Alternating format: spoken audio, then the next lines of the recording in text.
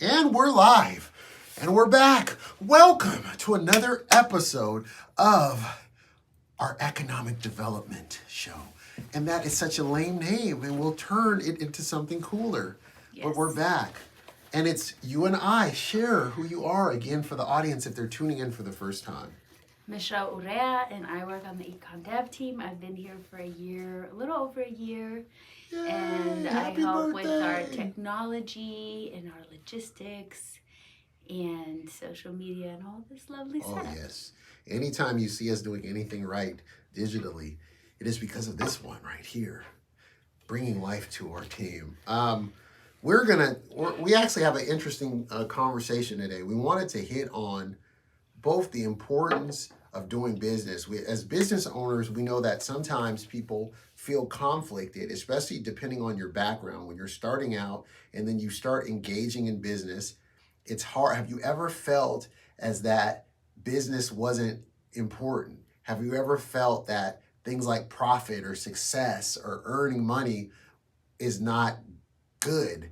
You know, have you ever felt that these are like dirty words? Have you ever felt that it's, man, I want to be wildly successful. I want to, I want my products to touch the whole state that I'm in. I want everybody in my state. I want the nation. I want the world. I want a global company that hires these many people, and I want to take the money and, build things in my family and build my community up. Whatever you're thinking, have you ever identified a hindrance mentally and internally that kind of restricts you from going full in? That's what we're going to talk about today. We're going to talk about the 4 levels of value from Myron Golden, which is a businessman that we shared in our business accelerator. We shared a video from there off YouTube that was very inspirational, has impacted a lot of others. We're also going to share a scripture. We're going to start with a scriptural framework that is there in the Bible around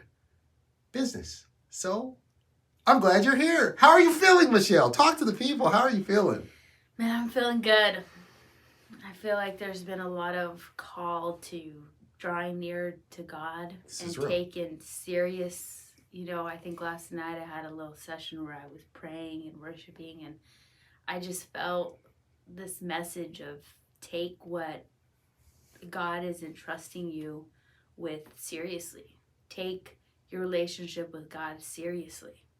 Like, God has great plans for all of us, but if you don't make time for God to speak to you and share those plans with you and encourage you more than anything, his people will perish. What's been something that's really encouraged you this week? Our team staff meeting yesterday. Wow. Yeah, I love those. We here at Urban Impact, we get together as a whole staff once a month. All the departments. The first Thursday of every month, and I'm just excited for them every time because something great happens. People are able to open their hearts and share how God has been moving in them, and just even messages for each other. So that was really encouraging, just to know that I'm in the right place. I feel like God led me to Urban Impact, and God has continued to guide me through my experience here and the work that I'm doing here. And I just felt like yesterday it was very clear, like, take the job that I have placed you here to do seriously. So it's cool to, when we come to a part of the week where most people lose, thank God it's Friday. I can't wait to get to the end of the week. Monday is, I got to start all over again. Wednesday is the hump day. Like, you got over the hump of the week. And then, the weekend, most people, depending on where they're at in life, they're using it to recover or to party away. Mm-hmm. And then Sunday is the scramble, or trying to deliberate, do I call in sick on Monday? Do I start in a half day? It's just, this is the cycle that people find themselves in, because work, if it is not centered in purpose, it is soul crushing. If it is not, work is to be self-revealing. Work is a holy calling. Work came before there ever was a fallen world, right? Work was something that was bestowed upon all of us, and there is a dignity in work. There is a pride that comes in making a profit. We're all here to not just pay bills. We're not here to just not be a burden. We're here to make a contribution, right? You're here to solve a problem. So let's look at a verse in 1 Thessalonians 4, verse 11 through 12. And Michelle, can you read that out for? Yes. And to make it your ambition to lead a quiet life and attend to your own business. Well, now what? Wait, pause. Let's pause right there. This is an interjection. Time out, flag on the play. So little context, because we know that if you're walking in the middle of a conversation and you hear just a piece of it, you can be thrown off, right? You can see two people engaged in very passionate and heated discussion, and you see an older woman and a younger woman, and it seems like they're going at it. And then you go and you talk to them, and they're like, no, this is how we talk as a family. We just have a spirited culture, we're intense when we talk. This is how some families talk really loud, and, especially different cultures and ethnicities. Sounds like my family. Yeah, people are like, are you okay? Are you mad? And they're no, the next moment they're laughing. They're going to go break bread because that's just how they communicate. But if we don't have context, if we don't know the pretext and the post-text, then we don't have a context. So we want to figure out what's going on. So this person who's writing this letter, he's writing this letter to congregations that are meeting in different areas at different homes, and then they would come together all together in a bigger group, bringing all those home gatherings together, and they have a holy convocation, and they celebrate, and they give testimony, and they get into the scriptures together. And so Paul's writing these letters to encourage them and to give them a manner of life. So this is the ways in which they can walk out their faith. So no matter if you're a person who has this current belief system, we believe that there's something beneficial that's happening in this conversation. So he's writing to them. And let's start again. 1 Thessalonians 4, verse 11 through 12. And to make it your ambition to lead a quiet life and attend to your own business. Mind your business? What? And work with your hands just as we commanded you, so that you will behave properly towards outsiders and not be in any need. I want to look at a couple of things that are said here. Number one, he says, we should be ambitious to live quiet lives. For some of us, that just lost us already, right? If you are a boisterous, outgoing, he's not telling someone who's an who's an extrovert to like tone it down. This is speaking of, don't let your life be a mess. Don't let the mess go before you. Don't let your life be so chaotic that when people see your name flash on their phone, whether it's a notification from you or a phone call from you, they don't want to just ignore you.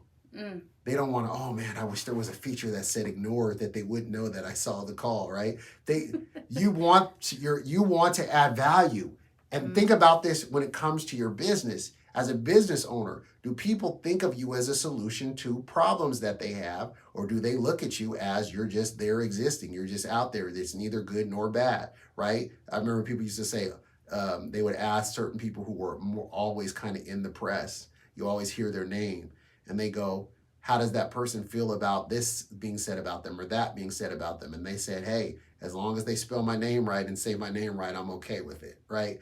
Because they were basically saying they were leveraging that exposure to say that some people hated them. I remember I shared this in one of our other live streams about with marketing. The man who was formerly known as Cassius Clay, Muhammad Ali, he was asked one time about, is he really the greatest of all time? And he kind of laughed, basically saying, how can anybody ever really answer that? No, who knows? He said, but the reason why he said that is that he would always get the venue packed with people who wanted to see him lose, they want to see him get beat, or people who wanted to see him win.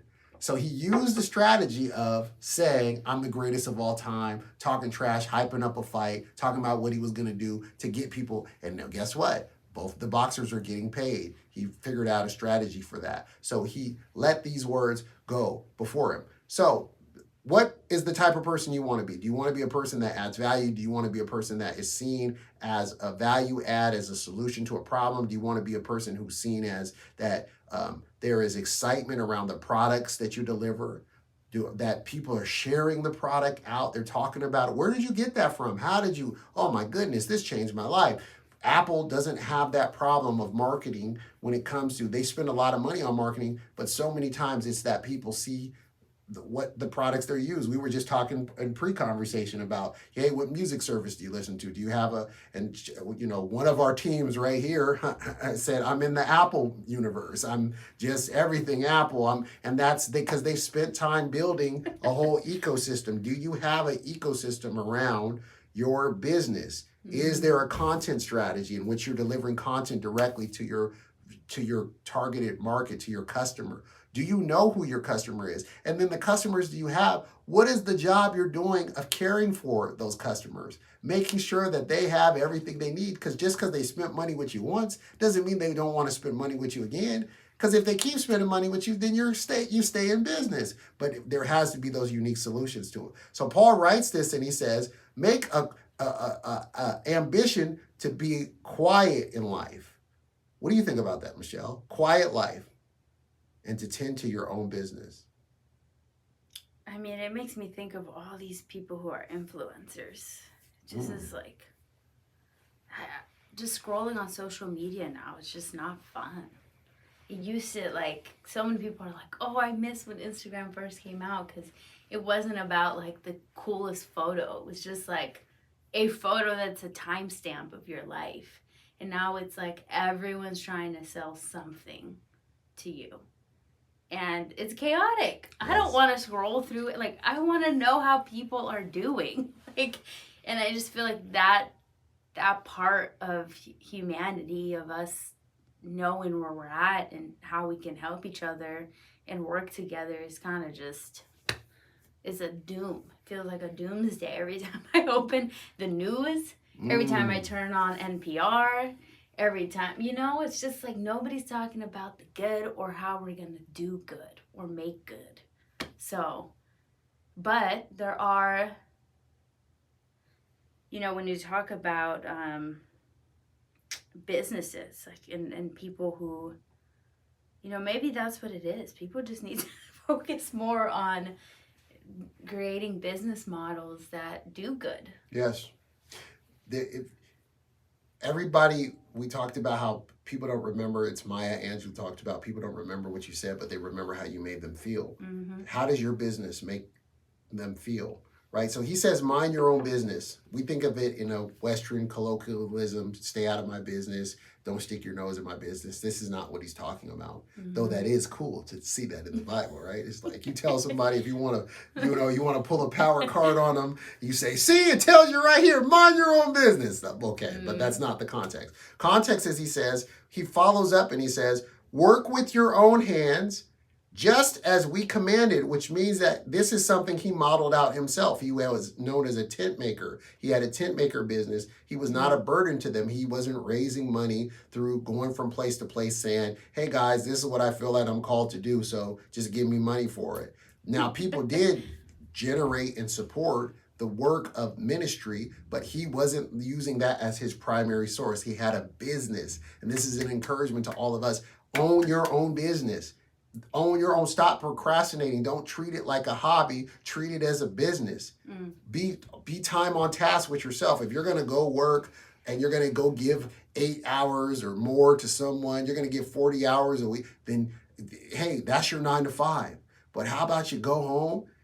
After you come home from traffic, instead of turning on the great income reducer, right? The television, the great distraction zone, the great hypnotizer. Instead of I was sitting there watching the 76ers play, and I was like, I can't watch more. I wanted to watch it, but I couldn't get as excited about it because I knew there's things that I have to do. Yep. And so I started watching. I said, man, you know what? Fourth quarter is the only quarter that really matters anyway. Why am I sitting here watching this? These guys and these people out here, even the commentators, they're making their money. They've got theirs. What is it that I'm supposed to be doing? What's my game, right? Just watch the highlights after. Just watch the highlights. That's the other thing. And it's always hilarious if you got Shaq, Chuck, Ernie, and shout out to TNT for making that wise decision, right? But, if you got those ones in there. But he says, mind your own business, work with your own hands, right? And he says, just as I commanded you. And then he says, so that you will behave properly toward outsiders. Outsiders are those who don't know their creator, who don't know their king, who don't know their source. And he's saying, if you act this way, and he says, and you will not be a burden to any of them. You'll not be a burden to anybody. You're not going to be considered a burden because you're taking care of your own business. A business that takes care of you and your family and your community. What a beautiful thing. If we can inspire all those around us, if we can take the inspiration in us, because inspiration and motivation comes from within. We can inspire people, but motivation comes from within. But if we can inspire and encourage, right? If we model this out as Paul did, then we can see businesses start to flourish right where we're at. So what about your business? God's given every person gifts, talents, and abilities for the betterment of society. What is your thought on that? What have you seen in your own life? Well, what it made me think of is when I went to Mexico to visit my grandma. The first time I went there, the second time I went for a whole month. And everybody's got a business. Wow. Like, my grandpa had land where he grew beans and corn and then sold those. Sometimes if he didn't want to grow, he would just lease his land and let somebody else grow and sell the crops, still making income. But he didn't have to work the land. And the guy across the street was a welder. So we needed a new gate. It's just like, go grab the guy across the street. We need to fix our gate. And I'm like, who? It's the first time I'm going out there. I'm like, I guess I'll go across the street. And, and everybody knows each other. Yes. Is the beauty in it. My auntie owned a storefront, but she owned the building. Let's go. So the woman who rented out the space, sometimes my auntie would just be like, hey, give me some eggs and give me some meat. I'm going to go make breakfast for my niece and take it off of the rent you owe me for the month. And my other uncle owned a house right on the main strip of the little town. And he rented that out as a business storefront and lived upstairs. So it just makes me think of this community that everybody owns something, but everybody can help each other out. That's good. It's like, I got something I can give you, and you have something you can give me in need. There's a woman down the street, she made the most delicious chicken. She would, the way she would season it, and I'm telling you, people would go there at 9 a.m. when she's setting up shop to cook, to put in their order, and then you'd come back at 1 p.m. and pick up your chicken. Let's go. And so sometimes I'd go there at 11 a.m. She's like, I'm sold out for the day, but she's still cooking. She's just barely getting cooked. Let's go. Nothing is fully cooked yet. Even the tortilla shop, every morning I'd get dressed, go get a pound of tortillas for the family, because that's how much we would need to eat for the day. But then my grandpa would sell them their corn to make the tortillas. And then we needed to make beans. And my grandma was like, well, go grab some beans from that big sack outside. And I'm like, where'd these beans come from? Your grandpa grew those. I'm like, whoa, this is crazy. My grandpa's like, come over, I will make you some chicken soup. And I'm like, okay. He killed the chicken that morning. He killed the chicken himself because he had 20 chickens. Bye, pet chicken. So it just makes me think of that community, that everybody has something to give. And it makes me think of everybody, so that you're not be in any need. Yes. And so no one was ever in need of anything, because everybody always had something to give and share. Commerce. Yeah, and a lot of people were like, man, you can't pay that to me now. That's all right. I know you'll have it eventually, and if you don't have it, then that's fine. We'll figure it out later. Money is a reward system, right? It's not a mystery. It's not a miracle. Money is connected to the values that are added, right? People have people can do dumb, dirty, evil things and get money. But money in and of itself, it's amoral. It doesn't have morals. It is used, it's a tool that we use that we can use as a multiplier, right? It's that we take its time in foldable form. It's that this opportunity to take that paper money that's earned by us by rendering value to someone that they exchange to us, right? They let go of the money in their hand because whatever we solve for them is more valuable than that which they kept in their hand. If they have $100 bill, then they let it go. You're not letting the $100 bill go because you believe it's worth $100. You're believing that it's worth, you know what I mean? That that you're looking at the value as you're not letting go of it because you believe it's less. That there's what you have is more valuable than that which they're letting go of. So it's not just this kind of like weird situation and engagement. So I love it. I love it. Profit, money, and success are not dirty words. We have to learn to separate our emotions from our logic. We talked about this in our Thrive session, and that was phenomenal because we can be led by this idea that I have products and I must give them away to everyone, even though it's not underwritten. I don't have a sponsorship. This is literally, I took the time to create that. I took the time to, and it has value. And not only that, it multiplies value in their life and it alleviates something in there, but you're going to give it away for free, right? That doesn't make sense. And it doesn't, that might be your emotions. But the logic is your lights can be cut off and your family could be in a hard situation. Or give it away for less than what it's worth. Bingo. You know. Oh, discount. So you're negative in your pocket. Yeah. While other people are eating like kings and queens. You're choosing against your family to be able to, because you think you're doing a favor, but people have to learn the value, right? I heard one of my mentors say that, says how those who have a poor mindset, he says they know the price of everything and the value of nothing. I said, oh my gosh, that's powerful.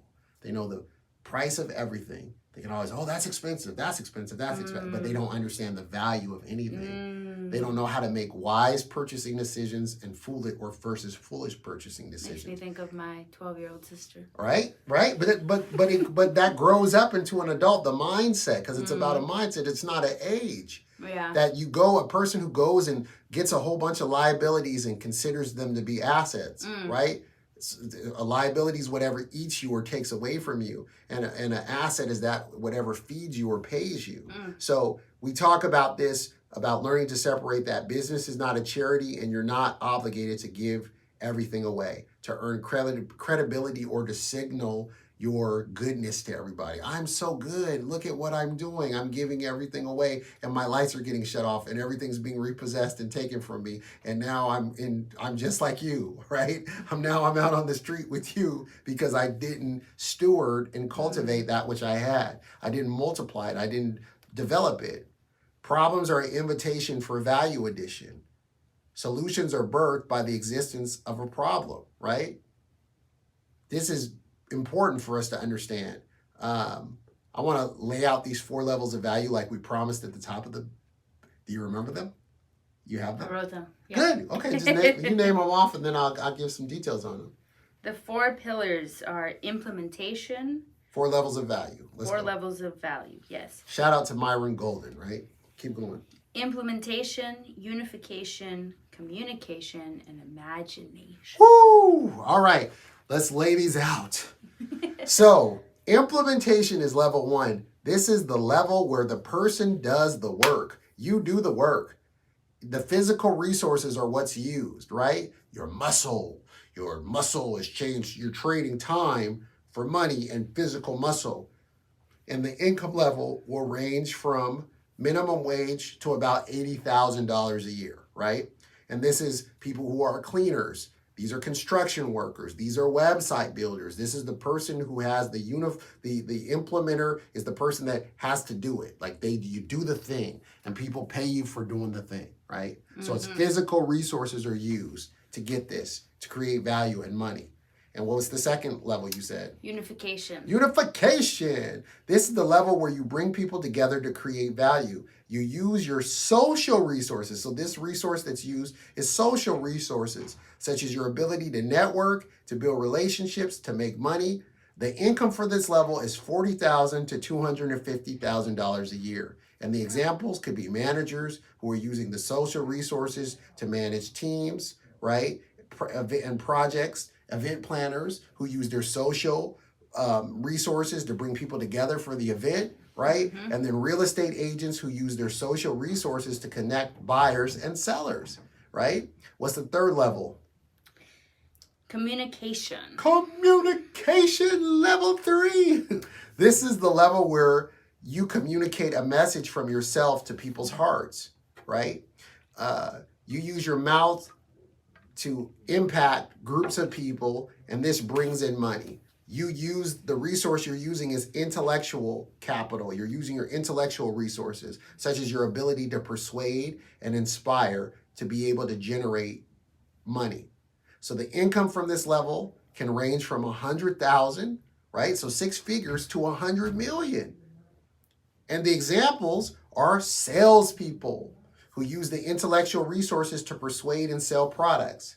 Mm-hmm. And you, the type of product you're determining to sell can determine the type of commission you get. I mean, some of the highest paid people in companies that even make more than the CEO. Now, the CEO might have like all kinds of stock and equity and everything. But on the salary level, it's the salespeople. Yeah. They want their salespeople to be compensated well. They want salespeople to kill whatever they eat. That's like, we want you to always feel that you're valued so that you go out and keep earning those kills. That might sound a little bit out of context. That might sound a little intense. Keep selling more, looking right? For that next sale. So the example of people in this career are salespeople, as we talked about, marketers who use their intellectual resources to create and promote brands, and public speakers who use their creative resources to develop new who use their intellectual resources to inspire and to motivate audiences. So you know how you go and you hear a great speaker and they're brought into companies, or they're brought into schools, they're brought into organizations, they're brought to public venues, they're hired to bring in, to motivate people. And then the last level is what? Imagination. Makes me think of that SpongeBob episode where he's like, imagination. There's that rainbow. I love it. Have you seen it? No. SpongeBob is. We SpongeBob give references fan. all the time that they don't know, and they give references that I know. You guys don't know. That SpongeBob was very important to a lot of people. I'll have to tag that in the description so everybody can see where my mind went. They'll put it for. So level 4, this is the highest level of value, where you use your mind to make money. Your creative resources are what's used, such as your ability to innovate and to think at a 10x level or more, right? You're to create value, and you create money through this. The income level can range from nothing, because it's unlimited, right? It's powerful. It's unlimited. And the examples are designers who use their creative resources to develop new products and improve existing products, right? You have people who are architects, land developers, people who shape whole cities. They build high-end communities, right? Developers they don't just think in terms of, I'm going to build the whole city. We're going to have 450 homes. This is a person who's thinking at a grander scale of luxury homes. We're going to have 2,000, 20,000 homes, 30,000. People think this way. So getting to this level is utilizing that. So these are innovators who use their creative resources to develop new products and technologies. These are the 4 levels of value. I want you to, we share this because we want you to see where you're at on this. Because any one of us can implement level 4 type of thinking and strategies into that which we're doing currently. So even if you are the person who is the implementer, you're the one doing it at level 1, you can still have a level 4 imagination that takes you out of just being the person who's doing it, or being the mid-level manager, the unifier, right? Or being the communicator to going to the next level. So we hope this was very encouraging to you and very useful. If it wasn't, keep it to yourself. But if it was useful, do all the YouTube-y stuff. Share, like, subscribe, send us an email, give us comments. Come on. Comment. Ring that notification bell. What spoke to you. You know, I think one of the most powerful things that we found in our programming is when people come in and they're able to share just how they all kind of relate. And so take the chance to put in that comment, you know, how did this, you know, what came to light for you during this live? And maybe somebody else is feeling that way. And I just think it's so important for us to speak about the things that are hard, the blockers, the successes, all of these things I think are important for us to come together and speak about, because either somebody else is feeling the way you're feeling, or somebody's there excited to celebrate with you and looking forward to being in the same position as you. So you're inspiring others and everybody's coming together. Keep coming to our website and asking us questions. We're here for you. We want to support you. We want you to have a phenomenal rest of your week. Close out the week strong. Maximize that weekend. Yes, be recharged and rejuvenated and refreshed. Make sure you take that time to rest. But remember, it's a work-rest cycle. It's not a rest. All right? And then kind of sneak in a little bit of work. Do things that add value. How can you add that? How can you value add? And how can you take what you heard from this video and this discussion that we had and apply it in your own life to see exponential growth? We bless you and we want the best for you. Shalom, shalom. Until next week, same bat time, same bat channel. We hope we're not infringing on a trademark, Batman, but we're using it. Shalom. Bye-bye.